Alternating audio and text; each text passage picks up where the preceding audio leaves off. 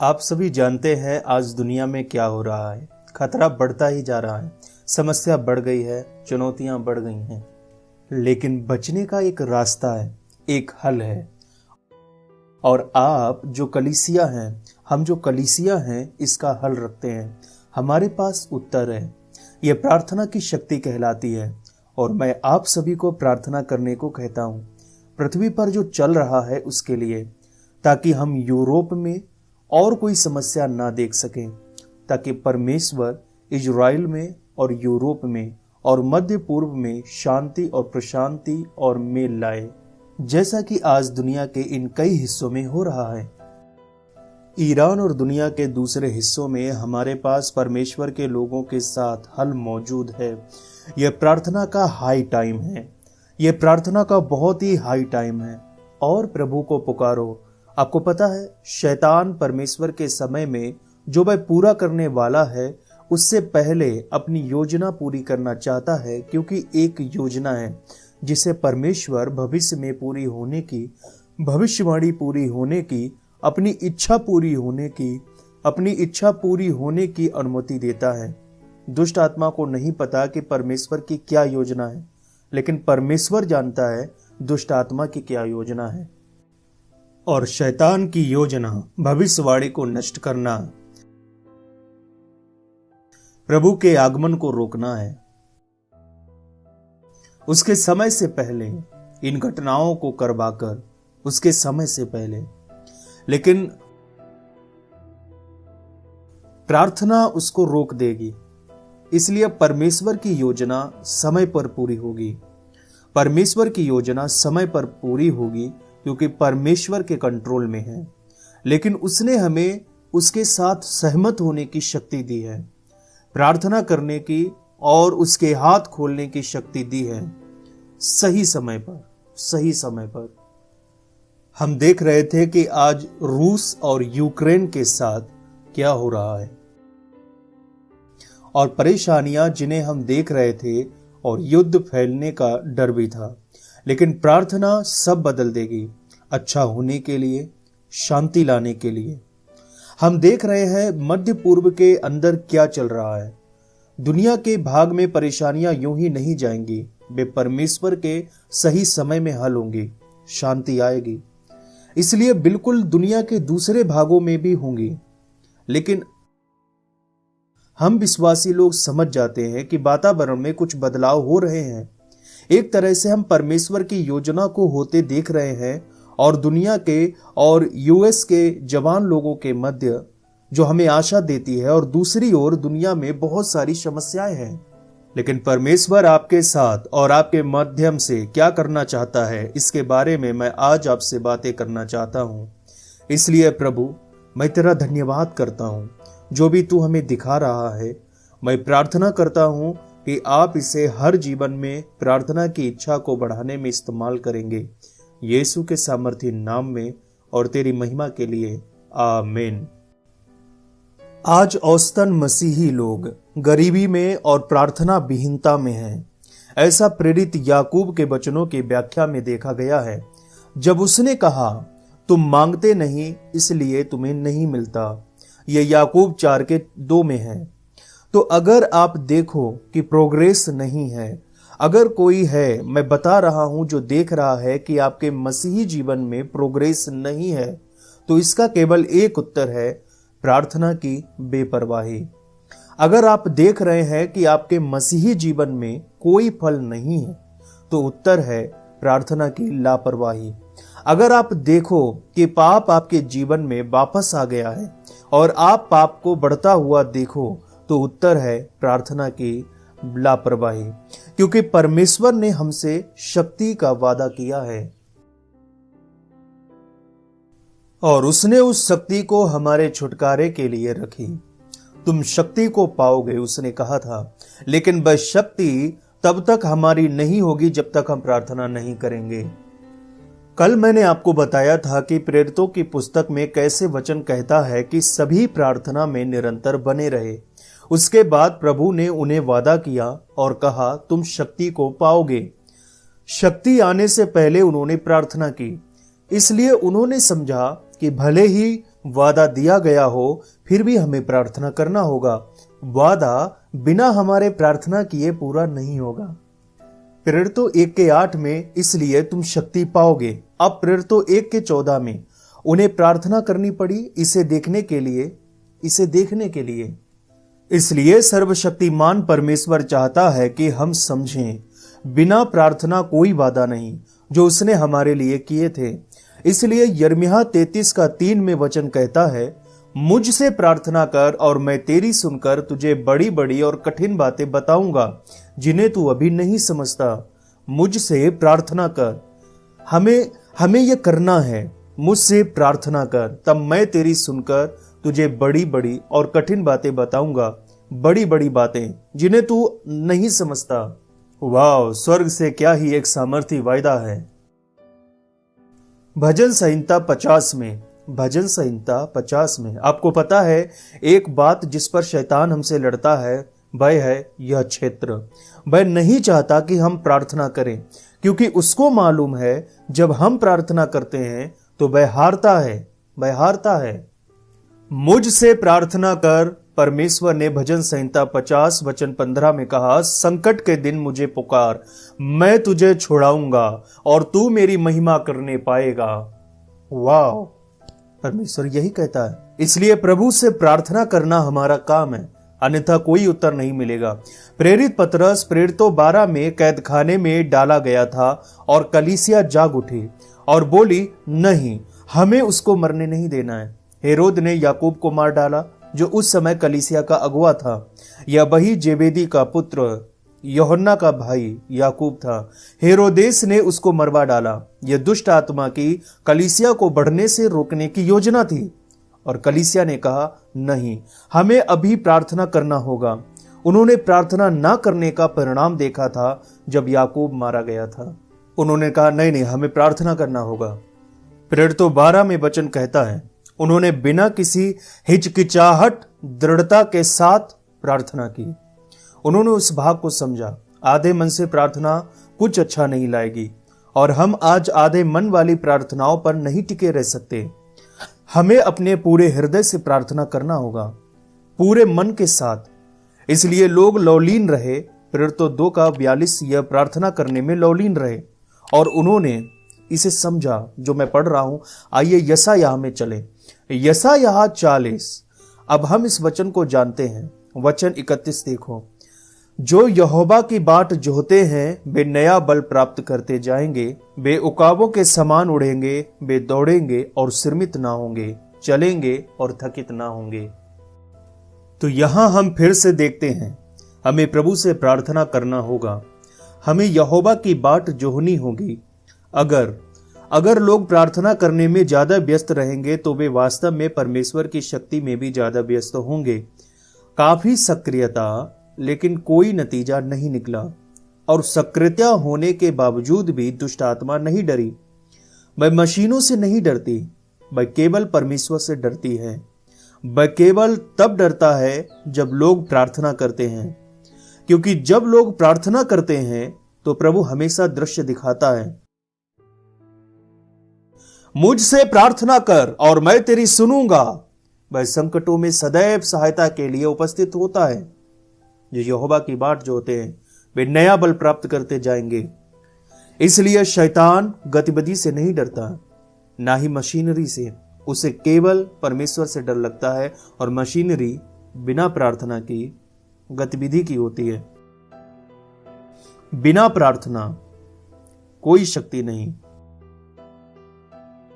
प्रभु नहीं आएगा, बस गतिविधि होगी, क्योंकि प्रार्थना चाबी है। इसलिए परमेश्वर के हथियार उत्तर देते हैं। परमेश्वर के हथियार प्रार्थना का उत्तर देते हैं और परमेश्वर के सभी अनंत संसाधन भी, परमेश्वर के अनंत संसाधन प्रार्थना के आदेश पर होते हैं। प्रार्थना के आदेश पर परमेश्वर के अनंत संसाधन हैं और आज हमें इसकी जरूरत है। हमें इस संदेश को बार बार सुनने की जरूरत है, क्योंकि शैतान हमसे बार बार लड़ता है। हर क्षण वह ना प्रार्थना करने को कहता है और शरीर हमसे लड़ता है। हर दिन देखोगे शरीर ना प्रार्थना करने के लिए लड़ता है। शरीर प्रार्थना से घृणा करता है, लेकिन परमेश्वर ने कहा तुम्हें इसको करना होगा। इसलिए मैंने अपने शरीर को अधीनता में रखा, पौलुस ने कहा, कहीं ऐसा ना हो दूसरों को प्रचार करके मैं खुद ही निकम्मा ठहरूं। इसलिए प्रार्थना की चाबी ही पूरा खोलती है, उस अटूट भंडार को पूरा खोल सकती है। सच कहूं तो दैवीय शक्तियों का भंडार, प्रिय संतों, प्रार्थना ही वह चाबी है जो परमेश्वर की दया के, अनुग्रह की शक्ति के अटूट भंडार को पूरा खोलती है। मांगो तो तुम्हें दिया जाएगा, ढूंढो तो मिलेगा, खटखटाओ तो खोला जाएगा। प्रभु ने क्या कहा है, इस पर विचार करो जो मैं कह रहा हूं। परमेश्वर हमारे लिए अपने दैवीय खजाने के द्वार को चौड़ा कर देगा जब हम प्रार्थना करेंगे, और केवल जब हम प्रार्थना करेंगे। इसलिए केवल एक सीमा है, इसकी केवल एक सीमा है कि प्रार्थना क्या कर सकती है, वह है जो परमेश्वर कर सकता है उतनी ही। क्योंकि सच कहूं सारी चीजें परमेश्वर के लिए संभव हैं। प्रार्थना में सारी चीजें संभव हैं, क्योंकि प्रभु ने कहा जब तुम प्रार्थना करोगे तो कुछ भी असंभव नहीं होगा, तुम्हारे लिए कुछ भी असंभव नहीं होगा, मत्ती में। इसलिए जब आप प्रार्थना करते हो तो सब कुछ हो सकता है। इसलिए परमेश्वर के लिए सारी चीजें संभव हैं, उनके लिए हर एक बात संभव है जो प्रार्थना करते हैं। संभव कुछ भी प्रार्थना के साथ असंभव नहीं होगा। परमेश्वर के साथ कुछ भी असंभव नहीं, प्रार्थना के साथ कुछ भी असंभव नहीं। इसलिए सच कहूं प्रार्थना सर्वशक्तिमान है, प्रार्थना में सारी शक्तियां हैं। अब जब हम प्रार्थना करना शुरू करेंगे तो पहली चीज जो होगी वह है परमेश्वर हमारे लिए भेद प्रकट करेगा, जैसा यशायाह के साथ किया। यशायाह 6:5 में वह कहता है, हाय हाय मैं नष्ट हुआ। और बदलाव तब होगा जब हम अपनी अयोग्यता, अपनी दुर्बलता देखेंगे, तब हम खुद को परमेश्वर के सामने पटक देंगे, और तब आत्मा, प्रार्थना करने वाला पवित्र आत्मा बहेगा। पवित्र आत्मा के द्वारा प्रार्थना हम में से बहेगी, जिसका कोई शब्द नहीं। इसलिए वास्तव में यशायाह प्रार्थना करने वाला एक सामर्थी व्यक्ति हो पाया। जब उसने स्वयं को देखा तो बोल उठा, हाय मैं नष्ट हुआ। और तब जब प्रभु ने कहा कौन जाएगा, तब हम कहेंगे, वे कहेंगे मुझे भेज, मैं तैयार हूं। यही चीज मूसा के साथ हुई। मूसा ने अपनी दुर्बलता देखी, जहां पर वह प्रभु से बोला, मैं बोल नहीं सकता। अय्यूब ने भी अपनी दुर्बलता को देखा और कहा, मुझे अपने आप से घृणा है और मैं धूल और राख में पश्चाताप करता हूं। ये सभी मनुष्य एक ही स्थान पर आए, और आपको भी उसी स्थान पर आना है। जब आप प्रार्थना करना शुरू करेंगे, परमेश्वर आपको दिखाएगा, असली दिखेगा, और फिर आप खुद को उसके सामने रख देंगे और कहोगे, प्रभु मुझे एक बर्तन के रूप में उपयोग करें, क्योंकि मैं ये नहीं कर सकता। क्योंकि सच कहूं हम में से वास्तव में कोई प्रार्थना नहीं कर सकता, केवल परमेश्वर पवित्र आत्मा हमारे माध्यम से प्रार्थना करता है। वह हमारे मित्र को जानता है, उसे याद है हम धूल हैं। आपको पता है बाइबल कहती है, और वह हमारी दुर्बलताओं को जानता है। क्योंकि हम नहीं जानते कि कैसी प्रार्थना करनी चाहिए, लेकिन आत्मा स्वयं आहें भर भर के प्रार्थना करता है, जो हमारे माध्यम से नहीं बोला जा सकता। जब आप प्रार्थना करना शुरू करते हैं तो क्या होता है, आप बढ़ते हो। जैसा मैंने हमेशा कहा कि बाहरी आंगन से पवित्र स्थान में जाओ, तंबू की तरह परम पवित्र स्थान में। क्योंकि बाहरी आंगन में तो संघर्ष होता है, लेकिन फिर वह संघर्ष एक अंत पर आता है जब हम समर्पण करते हैं और हम पवित्र स्थान में प्रवेश करते हैं। और अब आपको पता है, आप प्रार्थना में एक नए स्थान में हैं और परमेश्वर आपका इस्तेमाल करना शुरू करता है। लेकिन पवित्र आत्मा प्रार्थना में आपका इस्तेमाल शुरू करता है, और तब आप परम पवित्र में प्रवेश करते हैं, जहां आप प्रभु की उपस्थिति का अभ्यास करेंगे। और आप जब बाहर निकलेंगे तो बदला हुआ व्यक्ति, एक बदली हुई महिला होंगी। इसलिए यह महत्वपूर्ण है, वहां एक प्रकाशन होगा कि आप कौन हैं। और तब जब आप प्रार्थना करोगे कुछ घटित होगा, परमेश्वर आपको आपके पापों से छुटकारा देंगे, क्योंकि आपको पता है आप दूसरों के जीवन को प्रभावित नहीं कर सकते जब आप प्रार्थना करोगे। आप मध्यस्थता तब तक नहीं कर सकते जब तक परमेश्वर से डील नहीं होती। आपको खुद को उसके सामने पटकना होगा, बिल्कुल जैसा यशायाह ने किया, अय्यूब ने किया, मूसा ने उसके सामने किया। और अब दाऊद को पता चला तो उसने कहा, मुझे मेरे अधर्म से अच्छी तरह से धो दे। जब उसने प्रार्थना की, भजन संहिता 51:2 में, मुझे भली भांति धोकर मेरा अधर्म दूर कर और मेरा पाप छुड़ाकर मुझे शुद्ध कर, तो उसने चाबी को समझ लिया। पाप के ऊपर शक्ति, प्रार्थना। और प्रार्थना इतनी शक्तिशाली है जो आपको परमेश्वर के साथ चलाती रहती है। आप गिर नहीं सकते। एक मसीही होने के नाते कमजोर नहीं पड़ेंगे, क्योंकि जब आप ही गिर जाओगे तो दूसरों के लिए प्रार्थना कैसे कर सकोगे अगर आप ही कमजोर होगे। इसलिए प्रार्थना आपको प्रभु में मजबूत रखती है। भजन संहिता 17:5 में दाऊद ने कहा, मेरे पांव तेरे पथों में स्थिर रहे, फिसले नहीं, क्योंकि मेरे पांव फिसलते नहीं। मुझे गिरने नहीं देता है, प्रभु मुझे अपने साथ चलाए रख। तो प्रार्थना में आपको थामे रखने की शक्ति है, क्योंकि हम वास्तव में संसार के लिए प्रार्थना तब तक नहीं कर सकते जब तक हम फिक्स नहीं होते। हमें परमेश्वर सही करता है, जो हमें चिंतित करता है, पूर्ण करता है, जो मुझसे संबंधित है। दाऊद ने प्रभु से कहा, इसलिए यह वास्तव में महत्वपूर्ण है। अगला, एक बार जब आप प्रार्थना करना शुरू करेंगे तो परमेश्वर आपकी जीभ पर अधिकार लेगा। आप देखोगे, आप अपने शब्दों पर अंतर देखोगे। विचार करो जो मैं आपको दे रहा हूं। पहला, प्रार्थना आपको आपके लिए भेद प्रकट करेगी। दूसरा, प्रार्थना आपको आपके पापों से साफ करके पाप के ऊपर शक्ति देगी। तीसरा, प्रार्थना आपको थामे रहेगी और प्रभु के साथ चलाती रहेगी। और चौथा, प्रार्थना आपकी जीभ पर अधिकार लेगी। हे यहोवा, मेरे मुख पर पहरा बैठा, मेरे होठों के द्वार की रखवाली कर। भजन संहिता 141:3। और केवल प्रार्थना ऐसा करती है।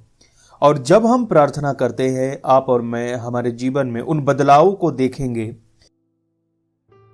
और केवल तब जब हम प्रार्थना करेंगे, केवल तब जब हम प्रार्थना करेंगे।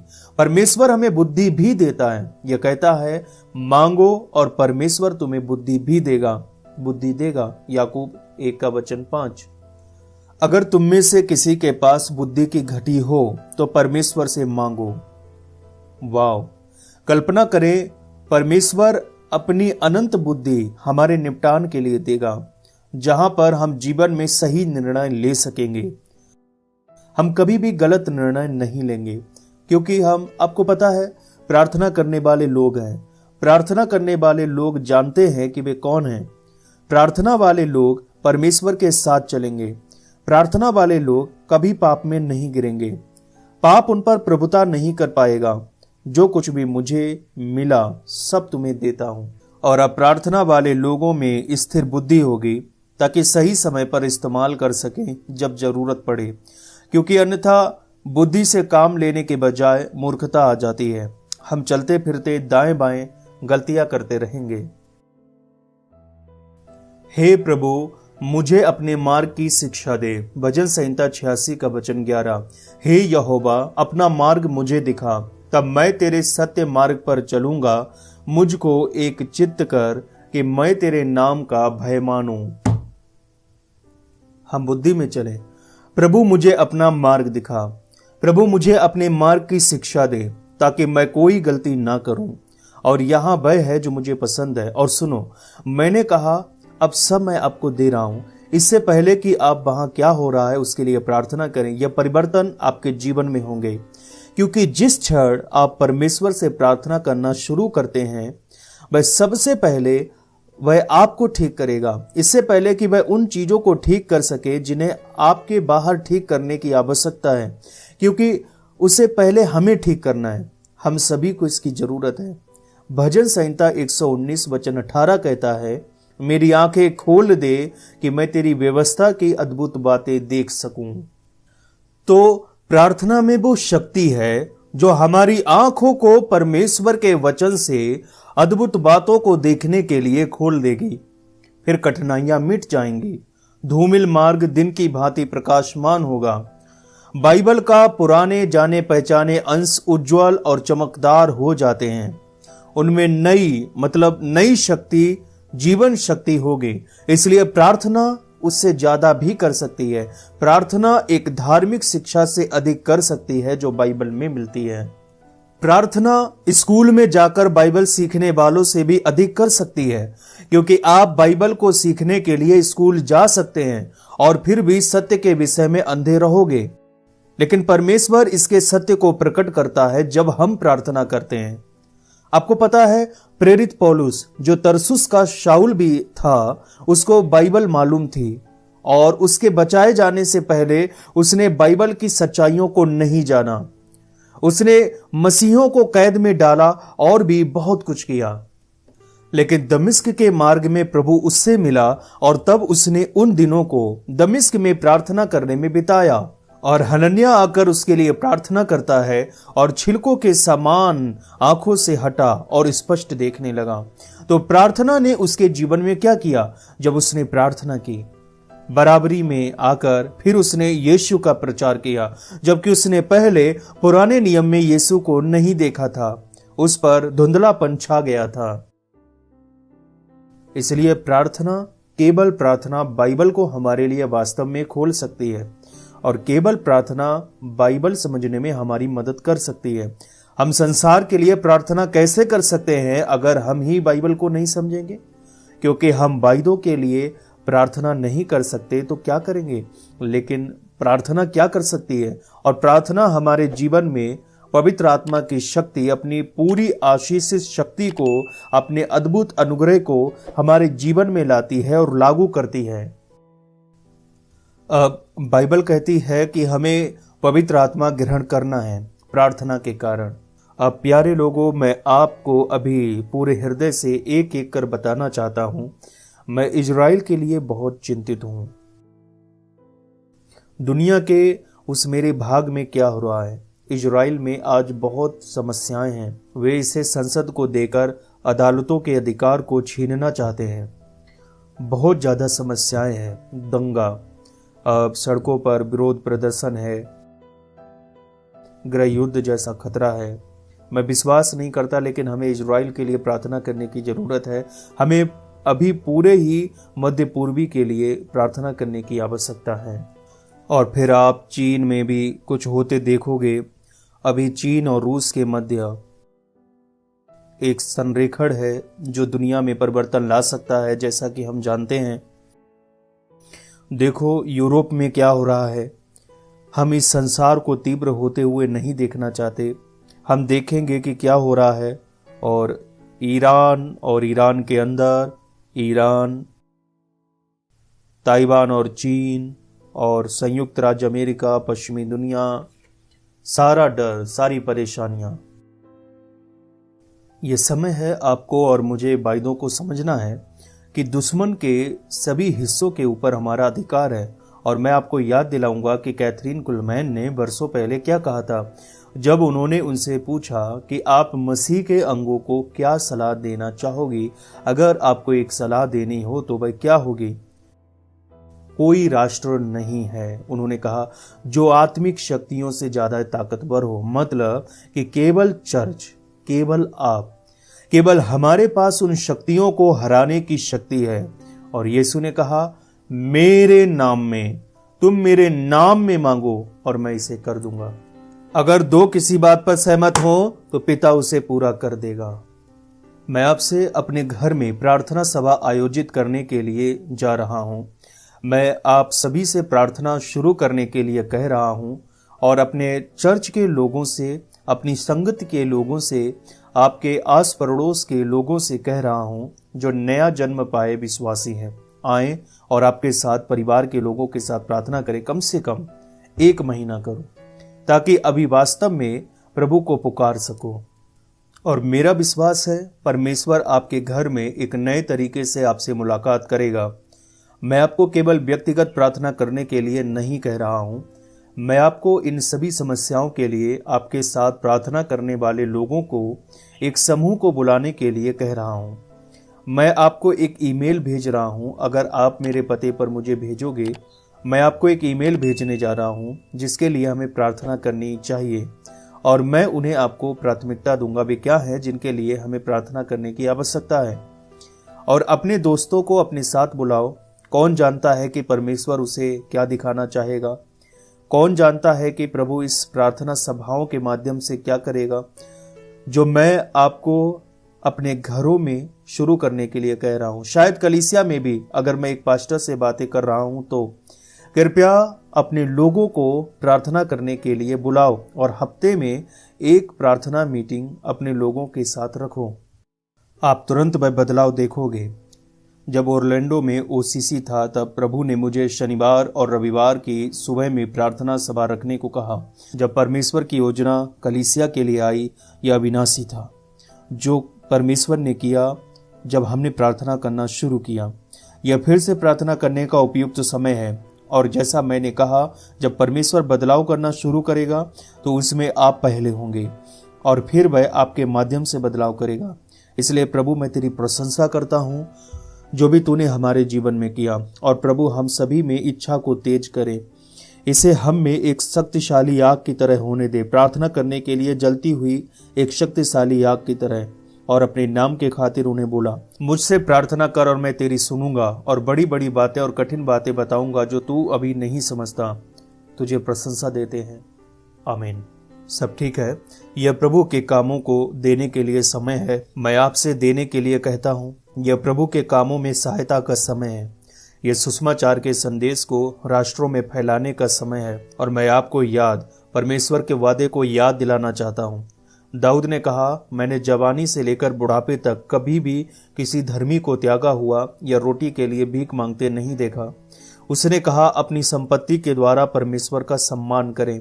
नीति वचन में सुलेमान ने लिखा, अपने खेतों की पहली उपज दे देकर प्रभु की प्रतिष्ठा कर, इससे तेरे खत्ते भरे पूरे रहेंगे और तेरे रसकुंड नई अंगूरी से भरे पूरे रहेंगे।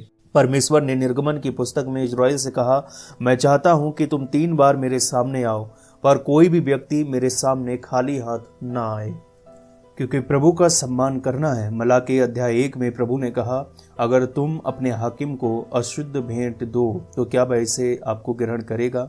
नहीं, हमें प्रभु का सम्मान करना है, और जब हम उसका सम्मान करते हैं तो वह हमारा करता है। बाइबल कहती है, अपनी संपत्ति द्वारा सम्मान करो।